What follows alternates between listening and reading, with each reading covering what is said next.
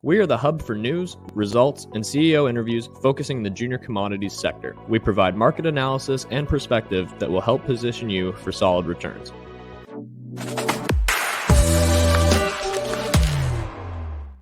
TD Bank has recently become one of the most shorted bank stocks in the world, with hedge funds betting billions of dollars that the bank's share value will fall.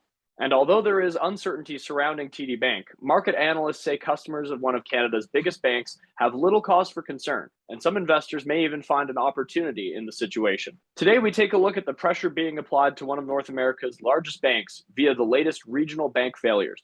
But first, let's highlight some important context around shorting and these recent bank failures. Shorting is a tactic used in the stock market where investors place bets against the performance of a particular stock, making a profit when it drops instead of rises. To do this, they borrow shares from a company and sell them at the current market price, agreeing to repay the borrowed shares at a later date when they anticipate that the share value has decreased, thus earning a profit on the price difference.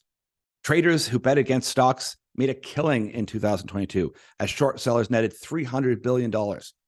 For a more comprehensive understanding of shorting, you can refer to our previous videos on GameStop in 2021. On Monday, May 1st, regulators took over First Republic Bank after attempts to convince other lenders to save this ailing bank had failed, marking the third failure of an American bank since March. JP Morgan Chase, which is already the largest U.S. bank by many measures, won the weekend auction for First Republic and will receive all the bank's deposits and a substantial majority of assets. Since the collapse of Silicon Valley Bank in March, attention has been focused on First Republic as the weakest link in the U.S. banking system. Similar to SVB, which served in the tech community, First Republic was a California-based lender that specialized in serving wealthy coastal Americans, luring them with low-rate mortgages in exchange for keeping their money in the bank. However, this model unraveled following the SVB collapse as First Republic clients withdrew over $100 billion in deposits, leaving institutions with high proportions of uninsured deposits vulnerable to bank runs. Shares of First Republic had lost 97% as of Friday's close. The failure of First Republic is a stark reminder of the fragility of the U.S. banking system and the need for continued vigilance in the face of economic uncertainty. Now let's look at TD specifically. TD Bank's exposure to the U.S. banking market has been under scrutiny amid recent turmoil in the banking sector south of the border. Alan Small, a senior investment advisor with IA Private Wealth, explains that TD Bank has exposure to things that other Canadian banks do not. TD Bank is a major investor in Charles Schwab, a US-based brokerage and bank that has seen its stock tumble this year amid liquidity concerns in the market. TD Bank is also in the midst of acquiring US regional bank First Horizon, a $13.4 billion deal that some shareholders have been urging TD to ditch amid the banking uncertainty. TD President and CEO Bharat Masrani stood by the deal when asked by investors and shareholders at the company's AGM on April 20th, though he conceded it would likely not close by the projected May 27th deadline. There have been a lot of questions since the turmoil in the U.S. banking market last month as to whether or not the deal should continue, more or less because investors are worried that TD is no longer getting a very good deal at $13 billion. Investors outside of the U.S. are expressing concerns about Canadian banks, including TD.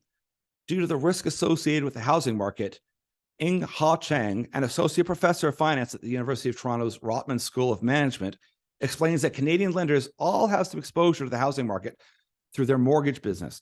Furthermore, Canada's banking regulator, the Office of the Superintendent of Financial Institutions, has recently raised concerns about the risk to the financial system as higher interest rates increase mortgage costs, potentially leading to more defaults on banks' books and putting pressure on Canadian homeowners. In the past years, home values have sharply declined, but there are indications that price drops are stabilizing in some housing markets this spring, although TD is experiencing a high volume of short selling activity.